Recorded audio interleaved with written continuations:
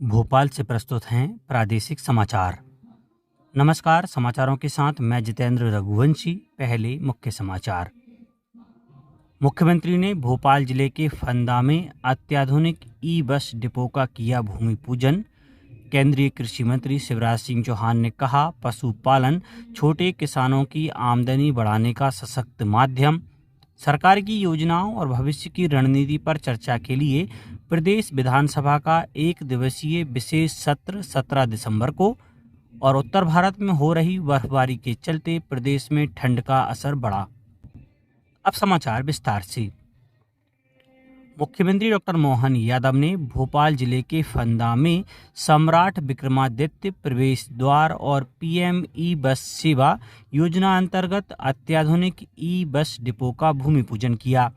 इस अवसर पर मुख्यमंत्री ने कहा है कि राजा विक्रमादित्य के शौर्य, न्यायप्रियता और सांस्कृतिक चेतना को प्रतीकात्मक रूप से दर्शाने वाला सम्राट विक्रमादित्य प्रवेश द्वार न केवल ऐतिहासिक पहचान को सुदृढ़ करेगा, बल्कि क्षेत्र के सौंदर्यीकरण और नगरीय विकास को भी नई दिशा देगा। इस अवसर पर मुख्यमंत्री ने तुमड़ा गांव में सरदार पटेल स्कूल के निर्माण के लिए 5 करोड़ की राशि देने और फंदा का नाम हरिहर करने की भी घोषणा की। केंद्रीय कृषि और किसान कल्याण मंत्री शिवराज सिंह चौहान रायसेन जिले के ग्राम भगवंतपुरा में एक दिवसीय किसान संगोष्ठी में शामिल हुए। यह कार्यक्रम अनुसूचित जाति किसानों की आजीविका सुदृढ़ करने, वैज्ञानिक पशुपालन तकनीकों के प्रसार और उन्नत प्रबंधन पद्धतियों की जानकारी प्रदान करने के उद्देश्य से आयोजित किया गया। इस मौके पर केंद्रीय कृषि मंत्री शिवराज सिंह चौहान ने कहा कि पशुपालन छोटे किसानों और गरीब भाई बहनों की आमदनी बढ़ाने का सशक्त माध्यम है। उन्होंने कहा कि हम किसानों को सशक्त और समृद्ध करने, गांवों को विकसित बनाने तथा ग्रामीण अर्थव्यवस्था को आगे बढ़ाने में कोई कसर नहीं छोड़ेंगे। कृषक संगोष्ठी में विशेषज्ञों द्वारा दुग्ध उत्पादन, पशुधन प्रजनन, पशु स्वास्थ्य, पोषण प्रबंधन तथा दुग्ध प्रसंस्करण से संबंधित व्याख्यान दिए गए। प्रधानमंत्री नरेंद्र मोदी ने केरल में स्थानीय निकाय चुनावों में राष्ट्रीय जनतांत्रिक गठबंधन एनडीए के उम्मीदवारों के पक्ष में मतदान करने के लिए राज्य के लोगों के प्रति आभार व्यक्त किया। एक सोशल मीडिया पोस्ट में उन्होंने कहा कि तिरुवनंतपुरम नगर निगम में गठबंधन को मिला जनादेश केरल की राजनीति में एक महत्वपूर्ण क्षण है। प्रधानमंत्री ने कहा कि पार्टी तिरुवनंतपुरम के विकास की दिशा में काम करेगी और लोगों के लिए जीवन की सुगमता को बढ़ावा देगी।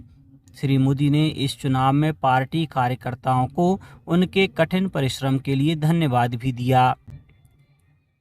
केंद्रीय गृह मंत्री अमित शाह ने छत्तीसगढ़ के जगदलपुर में बस्तर ओलंपिक के समापन समारोह को संबोधित किया। उन्होंने कहा कि अगले वर्ष जब बस्तर ओलंपिक का आयोजन होगा, तब तक छत्तीसगढ़ के बस्तर क्षेत्र के साथ ही पूरा देश नक्सल मुक्त हो चुका होगा।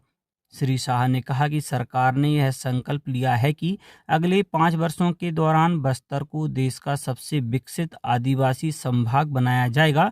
इसके सभी 7 जिलों में रहने वालों को आवास, बिजली, पानी, शिक्षा और स्वास्थ्य जैसी बुनियादी सुविधाएं उपलब्ध कराई जाएंगी। प्रदेश विधानसभा का एक दिवसीय विशेष सत्र 17 दिसंबर को आयोजित किया जाएगा। मुख्यमंत्री डॉक्टर मोहन यादव ने कहा कि इस सत्र में प्रदेश को विकसित, आत्मनिर्भर और समृद्ध राज्य बनाने की दिशा में सरकार की योजनाओं और भविष्य की रणनीति पर चर्चा की जाएगी। वर्ष 2023 में मुख्यमंत्री पद की शपथ लेने वाले डॉक्टर मोहन यादव के मुख्यमंत्री कार्यकाल के लिए 2 वर्ष पूरे हो गए हैं। इस अवसर पर मुख्यमंत्री ने भोपाल में एक पत्रकार वार्ता की। प्रभारी मंत्रियों ने अपने अपने संभागीय और जिला मुख्यालयों में जिला विकास सलाहकार समिति के साथ बैठक कर मीडिया को संबोधित किया। उप मुख्यमंत्री जगदीश देवड़ा ने जबलपुर में कहा कि इन 2 वर्षों में सड़कों और अन्य कार्यों से लेकर स्वास्थ्य और शिक्षा के क्षेत्र में कई महत्वपूर्ण कार्य हुए हैं। वहीं उप मुख्यमंत्री राजेंद्र शुक्ल ने सागर में पत्रकार वार्ता में कहा कि राज्य सरकार विकास के प्रत्येक क्षेत्र में कार्य कर रही है। मंदसौर में महिला एवं बाल विकास मंत्री निर्मला भूरिया ने कहा कि पिछले 2 वर्षों में मंदसौर जिले में सभी क्षेत्रों में उल्लेखनीय उपलब्धियां हासिल की गई हैं। सीहोर में पिछड़ा वर्ग मंत्री कृष्णा गौर ने कहा कि इन 2 वर्षों में प्रदेश में विकास और तरक्की के कई कीर्तिमान स्थापित किए हैं। सतना में आयोजित सांसद खेल ट्रॉफी 2025 के तीसरे चरण की शुरुआत हुई। इस महोत्सव में volleyball, football, kho kho, kabaddi, athletics, cricket, रस्साकशी, basketball और कुश्ती जैसे खेलों का आयोजन हुआ, जिसमें सतना और मैहर जिले के युवा खिलाड़ियों ने भाग लिया। सांसद गणेश सिंह ने खिलाड़ियों को संबोधित करते हुए कहा कि फिट इंडिया फिट का लक्ष्य खेल के माध्यम से ही पूरा हो सकता है। प्रदेश में सिविल, मोटर दुर्घटना, टैक्स जैसे लंबित मामलों को आपसी समझौते से निपटाने के लिए लोक अदालत का आयोजन किया गया। जिला भोपाल अंतर्गत न्यायालयों में सभी प्रकार के प्रकरणों के निराकरण के लिए कुल 61 खंडपीठों का गठन किया गया था।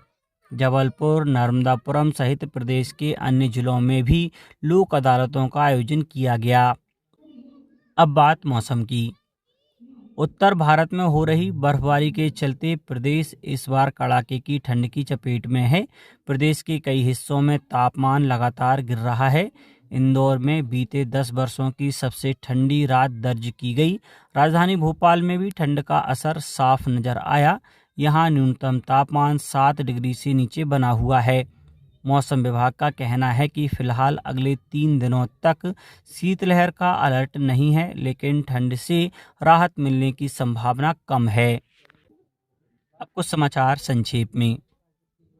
अनुसूचित जाति कल्याण विभाग मंत्री एवं आगरमालवा जिले के प्रभारी नागर सिंह चौहान ने आगरमालवा जिला विकास सलाहकार समिति की बैठक में कहा कि जिले में आम आदमी की समस्याओं का समाधान त्वरित गति से किया जाए।